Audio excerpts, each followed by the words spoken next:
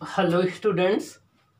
Okay, अब हम इस हेडिंग में ये देखेंगे, इस डिस्कशन में ये देखेंगे कि जब भी कोई व्हीकल्स एक हॉरिजॉन्टल रोड पर चल रही हो, तो कितनी मैक्सिमम स्पीड से वो टर्न कर सकती है किसी क्रॉसिंग पर बिना वो स्लिप किए हुए। मीन्स हम किसी व्हीकल्स की मैक्सिमम स्पीड कैलकुलेट करेंगे। क्या करेंगे? इस डिस्कशन में हम किसी व्हीकल्स की मैक्सिमम स्पीड कैलकुलेट करेंगे जिस स्पीड से वो बिना ओवरटर्न किए, बिना स्लिप किए चल सकती है किस लेवल रोड पर। तो देखिए, आइए हमारा motion of A vehicle on A level road. देखिए, ये कोई एक लेवल रोड है, हॉरिजॉन्टल रोड है, अभी इसकी बैंकिंग नहीं की गई है। ये कोई एक लेवल रोड है, इस पर कोई कार जा रही है, कार का अंदर वाला इनर व्हील ये है, बाहर वाला आउटर व्हील ये है।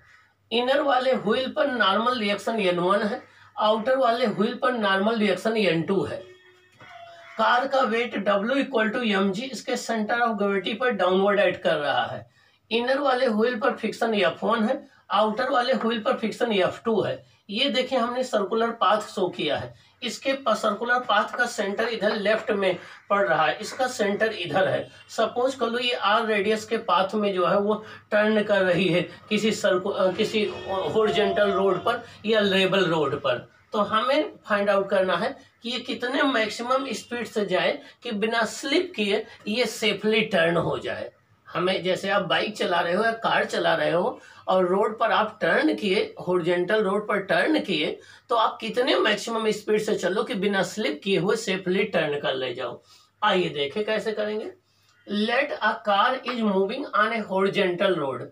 ये कोई कार है, हॉरिजॉन्टल रोड पर ये मूव कर रही है and having reaction N1 and N2 on the inner and the outer wheel। Inner wheel पर रिएक्शन N1 है, आउटर व्हील पर रिएक्शन N2 है।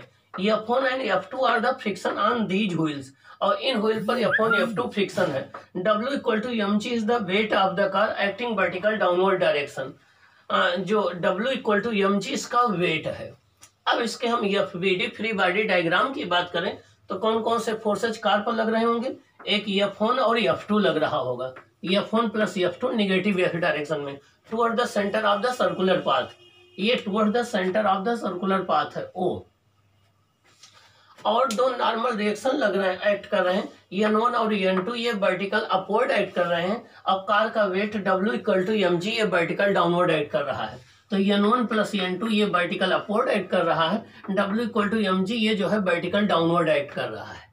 आइए देखें, वर्टिकल डायरेक्शन में कोई मोशन है नहीं, तो N1 प्लस N2 mg को बैलेंस करेगा, जहां m जो है वो कार का मास है, m कार का मास है।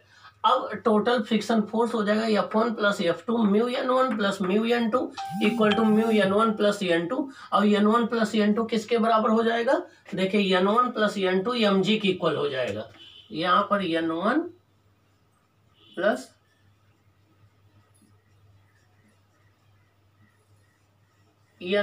N2 जो है ये mg की इक्वल हो जाएगा। किसके इक्वल हो जाएगा? mg की इक्वल हो जाएगा, ठीक ना।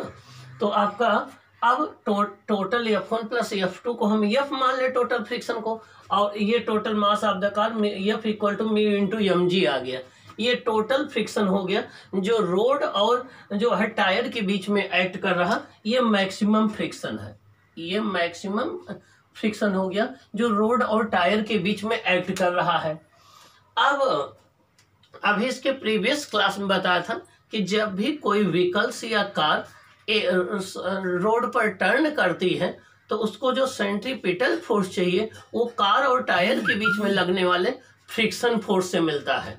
तो अब अगर आप चलो देखें कि इसकी मैक्सिमम स्पीड कितनी है और वो किन फैक्टर्स पर डिपेंड करती है जिनसे सेफली टर्न कर लेगी, तो मैक्सिमम स्पीड हमें निकालना है। देखिए, for safe turning of car maximum force of friction must be equal to or greater than the required centripetal force। ये FC क्या है, ये है सेंट्रीपिटल फोर्स। अब आप चाहते हो कि बिना स्लिप हुए आपकी बाइक या स्कूटी या कार सेफली टर्न हो जाए, तो उसके लिए इस फ्रिक्शन फोर्स की वैल्यू जो है वो सेंट्रीपिटल फोर्स के या तो इक्वल होनी चाहिए या तो उससे ग्रेटर होनी चाहिए। जो मैक्सिमम फ्रिक्शन फोर्स रोड और टायर के बीच में है, इसकी वैल्यू जो है सेंट्रीपिटल फोर्स के इक्वल होनी चाहिए या उससे ग्रेटर होनी चाहिए, या V स्क्वायर अपॉन R की value less than R equal to mu mg होनी चाहिए, म्यू g होनी चाहिए। The maximum speed with which the car can turn safely. अब मैक्सिमम स्पीड क्या हो जाएगी, V max equal to mu rg। क्या हो जाएगी, V max equal to mu rg, V max equal to mu rg। तो अब आप देखिए यहाँ पर जो मैक्सिमम, ये वो मैक्सिमम स्पीड है जितनी स्पीड से वो चलेगी तो वो फिर आपका स्लिप नहीं करेगी। ये वो मैक्सिमम स्पीड है जिससे वो चलेगी कार या बाइक या स्कूटी, तो बिना स्लिप किए वो क्रॉसिंग पर टर्न हो जाएगी एक हॉरिजॉन्टल रोड पर या लेवल रोड पर। अब अगर उसकी स्पीड इस मैक्सिमम स्पीड से ग्रेटर है तो क्या होगा, if V is greater than V max, the car will skid and go up the circle in a radius of greater than R। अगर उसकी उस व्हीकल की स्पीड इस स्पीड से ग्रेटर है तो वो स्किड कर जाएगी, मीन स्लिप करेगी, और रोड वो सर्कुलर पाथ से उसकी रेडियस इंक्रीज होते हुए वो स्लिप कर जाएगी। अब this is because the maximum friction available is insufficient to provide the necessary centripetal force. अगर वो इससे ज्यादा स्पीड से चलेगी तो उसको centripetal force mv square upon r और ज्यादा चाहिए, लेकिन स्टैटिक लिमिटिंग फ्रिक्शन की वैल्यू तो फिक्स है, इससे ज्यादा फ्रिक्शन तो हो नहीं सकता है, तो अब उसको रिक्वायर्ड सेंट्रीपिटल फोर्स नहीं मिल पाएगा और वो स्किड कर जाएगी। आइए हम देखें कि मैक्सिमम स्पीड किन किन बातों पर डिपेंड करती है। तो V मैक्स एक तो radius of the circular path पर डिपेंड करती है, एक जो है वो G पर डिपेंड करती है एक्सेलरेशन ड्यू टू ग्रेविटी पर, एक म्यू पर। अगर रोड गीला है, रोड वेट है, स्लिपरी है, तो उस केस में म्यू डिक्रीज हो जाता है। म्यू डिक्रीज हो जाएगा तो उस केस में मैक्सिमम स्पीड भी कम हो जाएगी, आप इस स्पीड से नहीं चल सकते हो, इस स्पीड से चलोगे तो स्लिप हो जाएगा। तो मीन्स रोड के स्लिपरी होने पर या वेट होने पर म्यू की वैल्यू डिक्रीज हो जाती है, तो आपको अपनी स्पीड को डिक्रीज कर देना पड़ेगा। तो मीन्स मैक्सिमम स्पीड एक तो radius of the circular path पर डिपेंड करती है, एक acceleration due to gravity depend करती है, एक कोफिशिएंट ऑफ फ्रिक्शन उस रोड और टायर के बीच में जो है इस पर डिपेंड करता है, और ये कोफिशिएंट ऑफ फ्रिक्शन ये रोड की कंडीशन पर डिपेंड करता है, वो ड्राई है या वेट है, कैसा है, ठीक ना, उस पर डिपेंड करता है। ओके, तो हम हमेशा जो है फ्रिक्शन पर बिलीव नहीं कर सकते या फ्रिक्शन पर डिपेंड नहीं हो सकते, तो हमें क्या करना पड़ता है, रोड की बैंकिंग करना पड़ता है। अब हम पढ़ेंगे बैंकिंग ऑफ द रोड क्यों की जाती है, जिसमें 4 व्हीलर्स के लिए और 2 व्हीलर्स के लिए डिस्कस करेंगे। ओके।